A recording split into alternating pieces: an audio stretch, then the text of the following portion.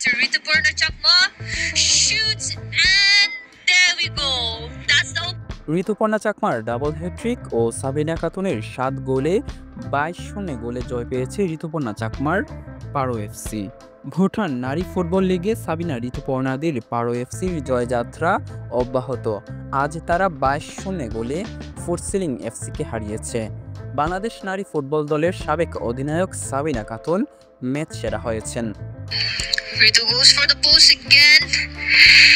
And that's a goal for Paro FC women again by Rituparna Chakma. Just পারো এফসির ২২ গোলের মধ্যে বাংলাদেশের ৪ ফুটবলার সাবিনা, ঋতুপর্ণা চাকমা, মনিকা ও সুমাইয়া করেছেন ১৯টি গোল। সর্বাধিক ৭টি গোল করেছেন সাবিনা।